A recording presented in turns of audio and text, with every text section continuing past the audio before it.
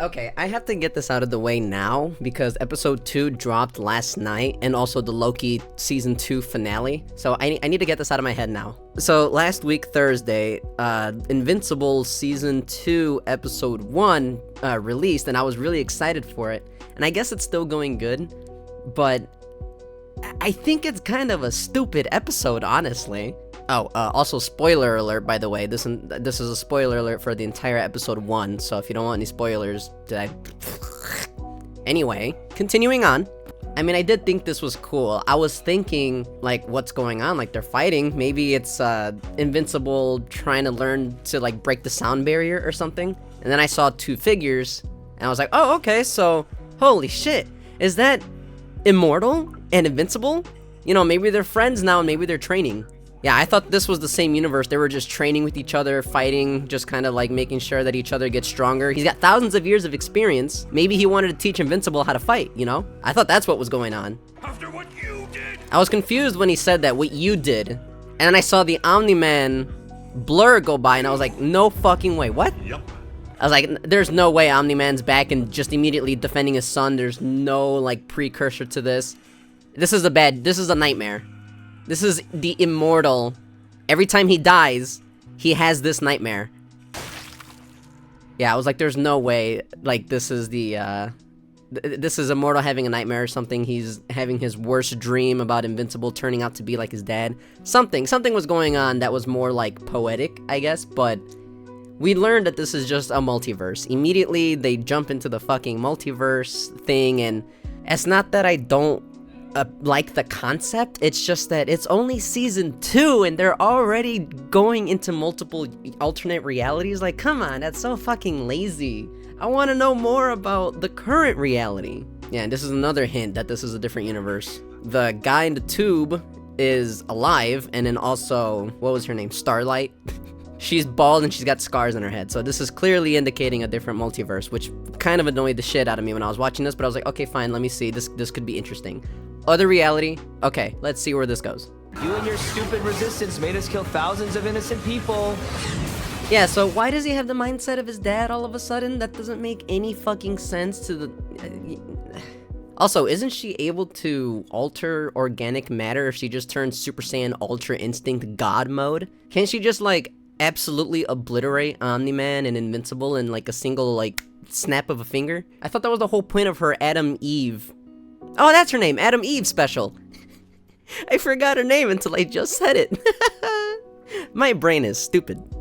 I would never kill you, but I can't let you hurt anyone else. Yeah, that to me, this is insane. What I was gonna say was the entire season 1 was Invincible showing that he loves the people of his planet. That, yeah, he gets bullied. Yeah, there's dark days. Yeah, it's not always the best, but he loves his people, his Earth. That's where he grew up on.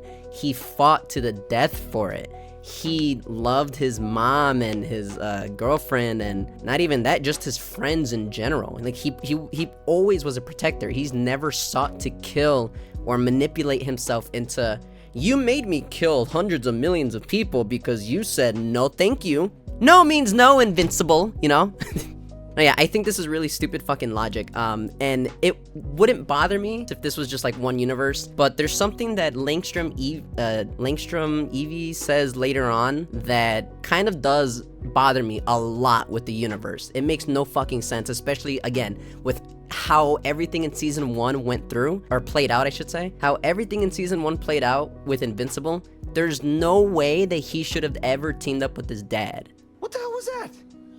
A portal or something? Who cares?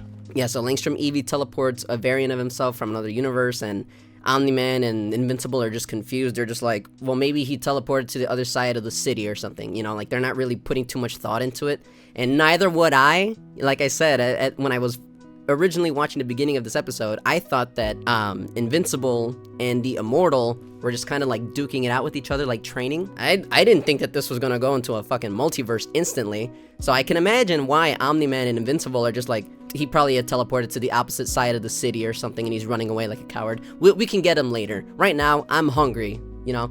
That's what I was assuming. Let's finish this off, I'm starving. Yeah, he's hungry, see? Good lighting. So then there's this whole like quiet montage of Invincible saving people out of like, not guilt, but just because like he knows he has the ability to save people. I should probably pause it because of the music. But yeah, there's a montage of him just going around saving people. He doesn't want to be seen. He doesn't want the notoriety. He doesn't want like pictures and fame and glory. He just wants to save people because of the shit ton of lives that have been taken from his dad when they were fighting. He feels tremendous guilt. He knows he has the power to save people. He has the ability to, but he failed. So that's what this montage is showing, is that he's just going through like a huge guilt trip. Every day having to be reminded of what your dad did. Oh, actually too. Okay, so the creator, there was a sidekick that died. He got his spine crushed. He slapped the button and then everything blew up. Spoiler alert, like I said. I think he's alive again.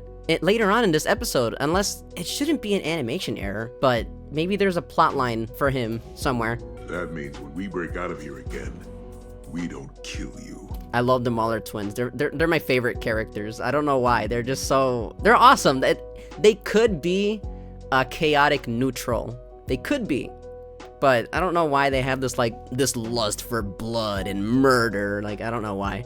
But they could be a chaotic neutral. They could honestly be helping like save the planet and all future technologies just advance beyond anything imaginable. They could be doing that. And then they explained how all this like teleportation stuff works. Kind of like putting a mirror in the wall, but the mirror shows a different opposite reflection. One side of the mirror, there's the prison, and then the other side of the mirror, there's all this debris and garbage, and they're just like, well, I guess I can escape then. Can open portals between dimensions, but not within the same dimension. And because you needed to find a crater deep enough here to reach us in the GDA's underground prison there. Ethical and moral stretch for me, but I don't have a choice. He shouldn't have lied. He's lying a little bit here. Trust me, I've looked everywhere. He's lying a little bit here, and he shouldn't have done that, but I guess that's what'll convince the Mauler twins, like, oh, well, I guess we're amazing, which they'll point out later that they get jealous. Now, I can't force you to help me. Okay, so he puts a teleporter there, he puts a teleporter here, and then he has to run in a circle, and then put a teleporter here just to go behind them. See? But I will leave you here forever if you don't, or somewhere worse. I find that very interesting. I'm gonna very cool back away. Teleport. And then... and then open another portal, like, right behind him. And I could leave you here. Like a fucking stupid-ass magician.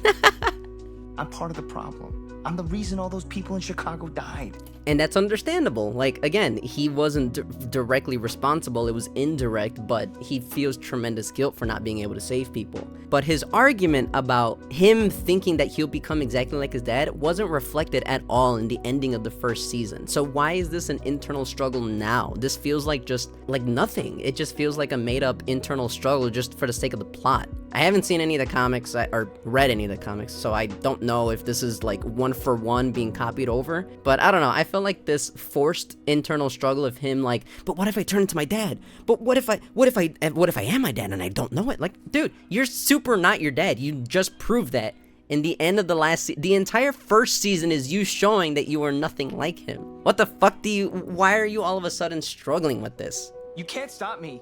I don't need your permission to be a superhero. This is dumb too. You know who else said that to me? I'm not my dad. Got him. I'm not my... So then he smashes the table out of anger, not only negating his point, but also, you can't stop me from saving lives. Ugh. He's throwing a temper tantrum to not be a hero. You can still go out and save lives. You don't really need, I forgot his name, the old guy. You don't need old white Nick Fury. Like, sure, okay, maybe he wants more important, bigger missions, like to stop the giant, crying 8-year-old child that's terrorizing the city later on. Maybe he wants permission. I can understand it, but you can still do it with ease. You can still, even without them asking, just knock him out. Just a good old judo chop to the back of the head and then, like, he's knocked out.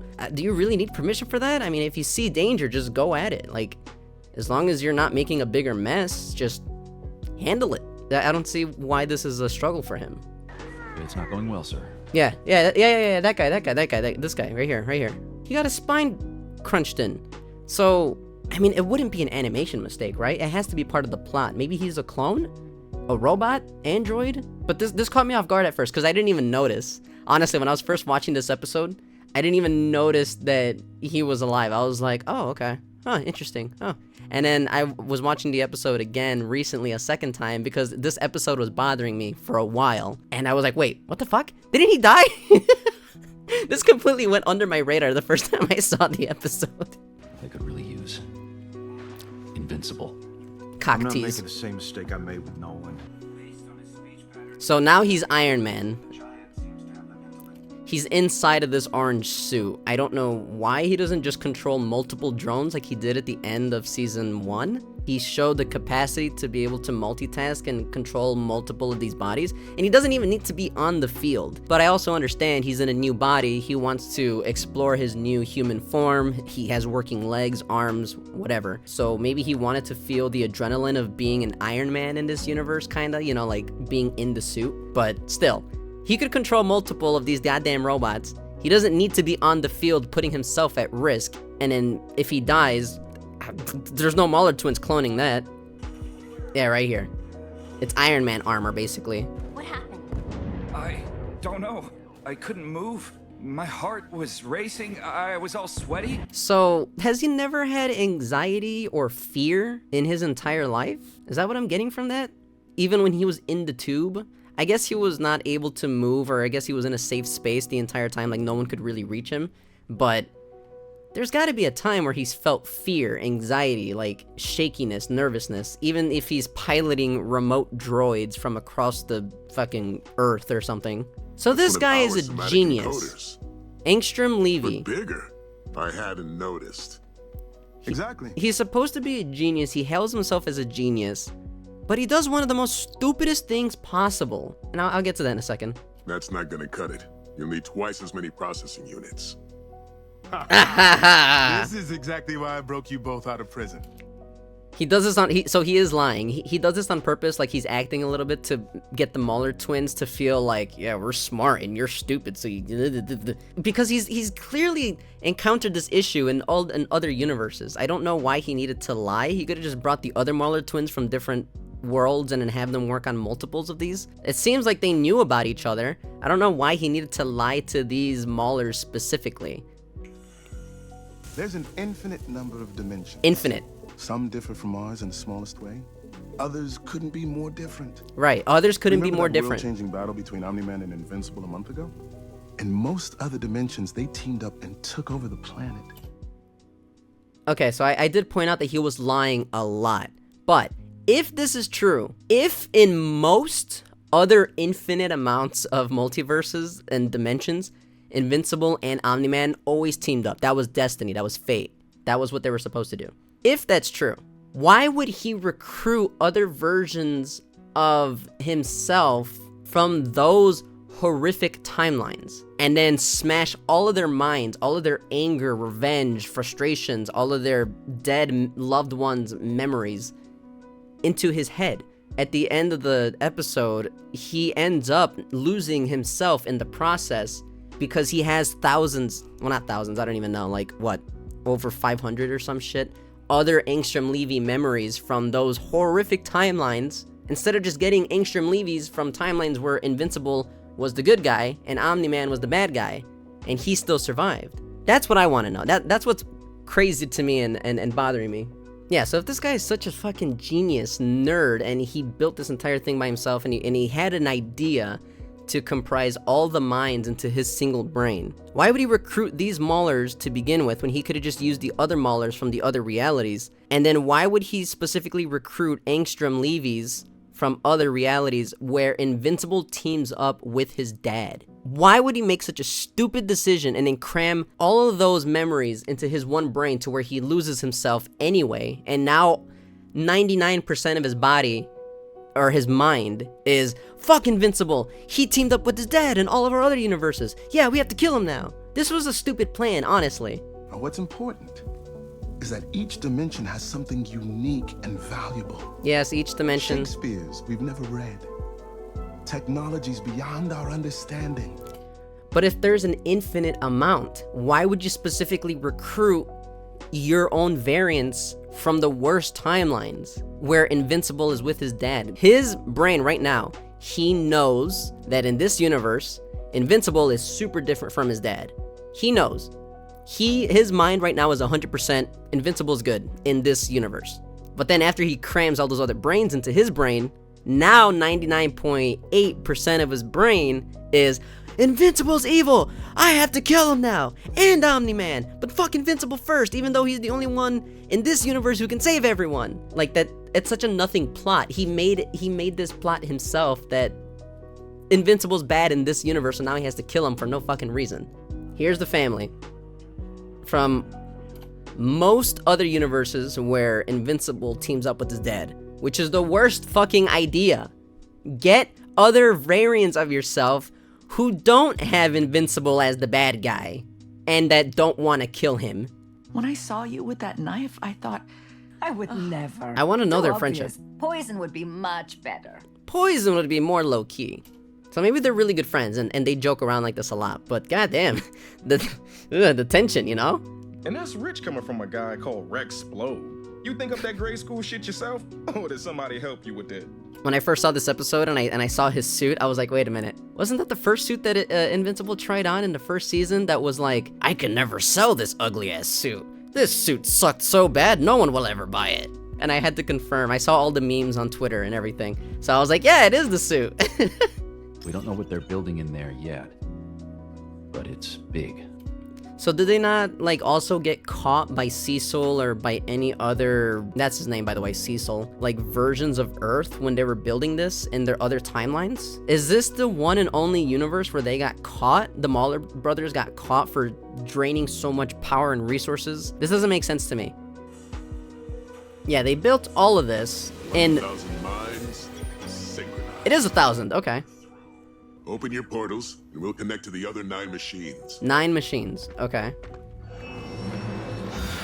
Yeah, so they knew that 9 other machines existed. This is the 10th one for 1,000 minds, so there's 100 people on each of these things. Did they not question how he built 9 other ones and how, if this one was broken, how the other 9 were functioning? Did they not know that other Maulers were being used? If he didn't know how to fix this one machine? In this one dimension, the 10th one, I'm calling it the 10th one, they get caught. The Mauler brothers get caught, and then Invincible has to come in to shut this thing down. In the other 9 dimensions, the other 9 rings that are just floating above right there, are they just like pest-free? Like they didn't have anyone to interrupt the whole process? Clearly they didn't have anyone to interrupt the process in those 9 other realities, because he recruits the Maulers from those realities to fight with these Maulers in this one singular 10th reality. Yeah, he opens 9 portals again, and then he brings in the Maulers. There's one other Mauler in their original reality, so even if these ones die, they still have a backup. But yeah, that didn't make sense. He needed to bring reinforcements from 9 other dimensions to help in this 10th dimension. So that means in their 9 dimensions, there's no other threat that's interrupting this entire process. No Cecil, no like Guardians of the Globe, nothing. Those 9 other dimensions are perfectly like intervention free. So why, if he's supposed to be a genius, why would he do it in this 10th dimension where it's dangerous? Cecil caught them instantly, even when given the chance to explain the situation to Invincible right now while he's in the room. The Maulers, nor does Angstrom Levy say, I'm trying to save the multiverse. I'm trying to save the multiverse, and that would catch him off guard. What does that mean? Wait, what? Huh? And then Cecil would probably want him to elaborate. You just need to explain instead of saying, this is for the greater good. Or instead of saying, then I'm sorry, but I have to make them fight you. Like, this is such a nothing conflict that could have been resolved in 2 seconds. That's why, you idiot. Yeah, so they show a close-up of anger and frustration from this guy. So he's the most dominant of frustrated anger when he sees Invincible. He wants revenge. Like, that's clear. Okay, there's like a giant mechanical Christmas tree with like a bunch of the same guy sitting on it, and some portals and the Maulers. Yeah, while he's talking to the radio, all this is going down, the Maulers nor Angstrom Levy are saying, wait, hold on, I'm using multiverse logic to save all realities. He could have just said that. It would take 2 seconds. Hey, shut it down, or I take it down. Make us. Yeah, and then the Maulers are stupid. They're supposed to be geniuses, but then they're like, yeah, let's fight, dude. Even though they know that they're gonna get their asses whooped. They could have just said, Invincible, you may not believe this, but for once we're actually doing something good. That's all they could have done. But they don't do that. Wait! Invincible! You don't understand! You don't understand. Explain it then. He can hear you. There's a whole fight sequence right after this where he doesn't explain anything. He's just letting them beat the shit out of each other. Explain. Explain. Look at all this time he has. This is for the greater good! Okay, now he wants to explain. That before. Then I'm sorry. And then he doesn't even explain. He just like, then I'm sorry, but I have to now bring more conflict into the battlefield by spawning in more of the Maulers. This was such a stupid, dumb, nothing plan, and I don't know what he thought was gonna happen. So then he takes off the helmet because he doesn't want to build his empire on blood, even though he's killed 999 of his variants and the Maulers, and all the blood is on him for removing the helmet. And Invincible has taken a beating before, especially from his dad to near death. He would be fine from Maulers punching him. Maulers are nothing to Invincible. He could have just finished downloading all those other mines and not remove the helmet. I guess he really is invincible. No, not again. What do you mean not again? That wasn't your fault. You didn't do that. Why does he keep putting all this guilt on himself? He did not do that or have any direct relations to any of them dying. He was trying to stop something. Completely different situation. So why is this giving him PTSD of something that is not him being responsible for? Whatever they were planning, you stopped them. This is what happens when you follow my orders. This is what happens when you follow my orders. We destroy the multiverse. Good job, Cecil. Yeah, we fucking did it instead of just asking questions. Yeah, good job, us. Guardians of the Globe, hell yeah. This was also kind of a nothing conflict showing up. He got scared, okay. Immortal wanted to talk. Oh, hey, Immortal. You know, if you need some help or want to team up, just give me a... And for some reason, he gives him the cold eyes and he's like, I don't trust you. You look like you're dead. Therefore, you are your dad. And now, I have to make you so uncomfortable with this confrontation. Why? Why would you do that to him? He's literally shown, and he's even talking in the most polite way possible right now. What suspicion is arising for you, Immortal? I feel like this entire first episode is just everyone being so goddamn stupid in all their assumptions, and they couldn't just ask questions. Cecil thinks you're on our side. I'm not so sure. Why? What did he do? I'll be watching you. That was such a nothing confrontation just to make him feel like shit. Look at him, he's all sad now. Good job, Immortal, you fucking asshole. Alright, one of the Maulers survived from this reality. His brain enlarged so much that he's lost his mind, his original mind. He did this. It made me a freak. No, you did that to yourself. The Mauler's completely right. You should have left the helmet on. The Maulers are definitely not strong enough to kill Invincible. You called in the reinforcements yourself from other realities where Invincible is as equal of a villain as his dad. Your own plan was stupid, recruiting those people who hated Invincible anyway. And then you took off the helmet. You called in the Mauler reinforcements to beat up Invincible. For this genius of a multiversal traveler, he really did the most stupid plan possible instead of taking all the safety precautions that he could have to not end up this way. He killed so many. You also killed so many. He wouldn't build his utopia on blood, and look at what he's covered in. Millions died because of him. You've lost track of what memories are yours and which come from the others. Yes. They're all my memories. All of them. All of the memories. You need a hospital.